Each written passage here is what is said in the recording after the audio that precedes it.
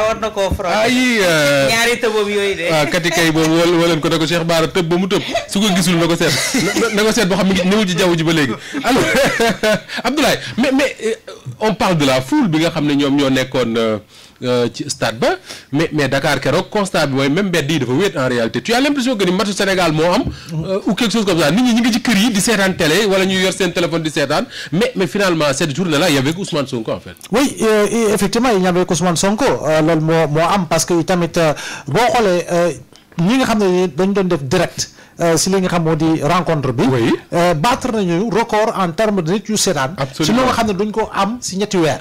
parce que tey nga gis koo xam ne publié na bi plus de 600 000 spectateurs. si 1 million de tàmbale 1 million ak li ko topp. pour xalaat TV oui pour wane ni kon boog ñëpp moom lañ doon suivre pour wane ni kon boog effectivement ce jour là daanaka majorité bi yëpp moom lañ doon suivre donc loolu dafay firndeel ni rek que nit ki dafa am un pouvoir de pénétration des masses boo xam ne dans l'histoire politique du Sénégal doo ko gis am nañ fi de grands hommes yoo xam ne véritablement qui ont marqué l'histoire politique du Sénégal. Oui. Et de la manifestation bi opposition njëkk organisé daanaka bu am boo xam ne rassemblé na le 1er décembre 1963 ba jamono ji mosoo am mouvement de foule bu toll nii. boo xam ne kenn moo woote te yeneen yu doon am mouvement de foule ay ñoo doon woote. xam nga différence bi foofu nga koy mesurer. ay ñooy woote maanaam ay parti ay coalition ay leader ay personnalité ñoo doon wooteendoo. ba pare am lu ñuy am waaye fii kenn nit ki rek moo woote am li nga xam ne am na ko kon boog. wax ñu lay déglu. waaye nag yemul suñu déglu la dañu laa dégg. dañu laa dégg boobu nag moo tax en réalité ku am 12 ans ak ku am 15 ans sax dafay comprendre le niveau de communication. et quand on comprend le niveau de communication Moustapha. dafa am loo xam ne dafay retenir l'attention. l'attention moom muy retenir nag dafa am loo xam ne dafay dugg en masse si biir nit ñi. donc l'idée devient une force lorsqu'elle pénètre tout naturellement les masses. Absolument. donc loolu dafa am jàngat boo xam ne loolu sur ce plan loolu faaw ñu def ko. kon boog. au-delà de li philosophe bi mënul expliquer philosophiquement ba daan mbir mi du neenut neen comp la mbir mi du neenut neen waaw xam nga philosophe bi comme moom si bopp moo ko mënul interpréter donc du point de vue même de l'approche sociologique liée à la politique am na loo xam ne da nga koy am constance c'est-à-dire que nit la boo xam ne wane ne ni man je suis loin des compromissions je suis loin des combinazioni à l'italienne voilà à l'italienne pour kii li ñu koy waxatee considération mafieuse jëm si wàllu politique am na loo xam ne mbubb la c'est blanc chez moi ça continue d'être blanc mbubb la c'est vert ça continue d'être vert alors que naturellement lu ñu tàmm si homme politique yi mooy mbubum kakatar c'est-à-dire que moom dafay changer selon contexte selon situation de couleur alors que nit ki fii nag ñi ko topp dañuy xëy na considérer que ni c'est la même couleur d'habit moom la porte boobu ba léegi muy la constance boobu nag dafa am loo xam ne da koy yokk toujours si dayoo yi nit te jàpp naa ni nag si la nag moo tax le 8 bi ak après le 8 ou tout simplement beneen date ce sera la personne bi nga xam ne c'est l'étoile qui brille pour ñu véritablement war ko mën a topp. Alors Alioune Niang mu ne Sonko a mobilisé je sais pas li muy bind leeru ci man mais en tout cas Tanor Mbaye moom même analyse la def ko Awa Diop ak Abdoulaye Mbow nee na l'explication du rush au meeting du 8 novembre c'est parce que tout simplement Sonko est véridique am na ku tudd Habib Sy nee na parking bi 4 hectares la je ne sais pas si vous avez cette information moi je sais pas. non je savais pas. je savais pas man. non mais depuis ce matin j'entends ça quand même. 4 hectares. waaw c'est à vérifier mais en tout cas kii moo ko wax mi ngi tudd comment ça encore Habib Sy c'est pas Habib Sy. dafa am mot bu ma doon wut. allez-y avant ñu dem ci désintéressé. désintéressé. mooy Ousmane Sonko. waaw alors Georges la mobilisation léegi am na gis nañ ko nit ñi bari nañu wuy seen Ousmane Sonko mais waxuma sax discours mais mbooloo mi.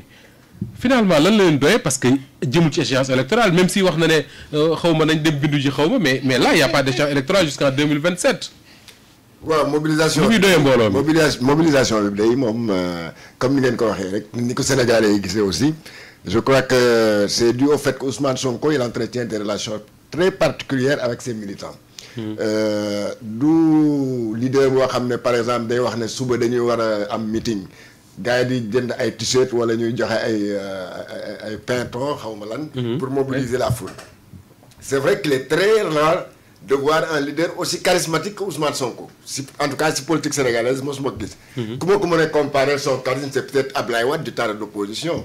bu muy drainer des foules mais Ablaye n'a jamais atteint quand même cette foule là sauf peut-être bu ñu ko waxee son meeting boobu 2011 la woon je crois.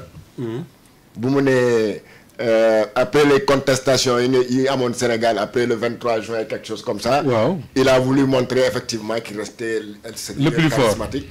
ba def son fameux meeting sur la VDN le professeur Iba Der Thiam doon wax ne fii 2 millions moo fa nekk. Mais je crois que quand même les experts en foule peut-être ils vont nous édifier sur le nombre de personnes qui étaient l'autre jour au parking du stade mais xam naa moom war na mat ay. takku na. waaw donc leader bi nga xam ne saa yi il n'avait même pas besoin de parler bu leen nee ñëw leen rek ñëpp gars yëpp ay ñëw. quel que soit discours bu mu leen war a tenir.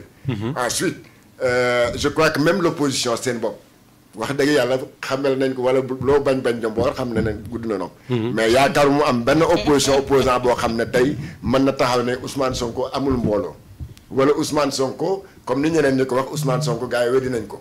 La preuve c'est il l'a donné boo gisee leader boo xam ne day taxaw balaa muy wax sax balaa muy ne salaamaaleykum gars yi yuuxu ñii di tàccu ñii di daanu ñii di tëb comme ça waay gi nga doon wax léegi ñii saawaay ma gis ñu takk seen bopp ay buum takk benn paan boo xam ne dañ ci def ngooñ mais man xar laa mu ne là quand même on a atteint le sommet parce que quand même munu loolu moom mosuma ko gis wax dëgg yàlla donc ku mel noonu nag saa yi je crois qu'il faut une analyse métaphysique. Oui.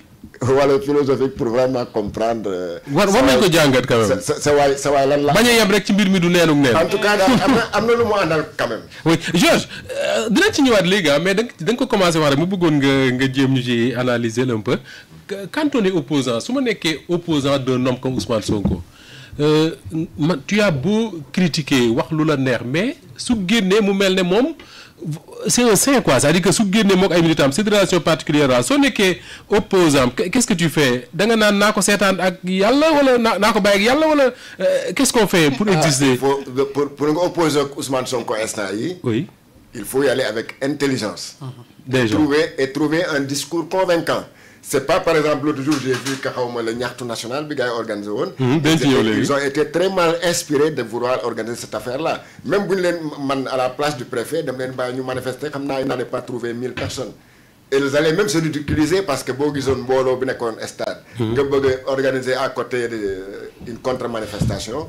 Là c'est quand même se ridiculiser et c'est montrer véritablement que yow sax kenn àndul ak yow. D'accord. Donc il faut une certaine intelligence bu fekkee ne da nga bëgg a opposer à Ousmane Sonko. Non il faut nga am daal li nga àndal nga am intelligence et essayer de construire un discours boo xam ne. Ce sera pas du genre way kii dafa bëri wax ak kii dafa bëri en tout cas du truc comment on appelle ça encore là des attaques crypto-personnelles. Oui. Mais un discours boo xam ne ku ko dégg wax ne kii. Peut-être bàyyi la personne de Ousmane Sonko et s'attaquer à sa politique. Voilà c'est-à-dire bàyyi la personne sa propre personne. Oui. yow mënoo fexe li nga mën a wax tey ba tàqale ko ses militants. gars yooyu nga naan ay xar la ñu jàppee seen bopp ay xar di lekk ngooñ. Oui. xam nga kooku amul loo koy wax ba mu bàyyi Ousmane Sonko donc da nga war a fexe dugal si boppam leneen. lu dul ay yenn. am xar dugal ci boppam leneen dina jafe de. ay yenn attaque personnelle dugal ci bopp xar leneen da nga jafe alors loolu moo ñuy permettre aw ñu waxtaanee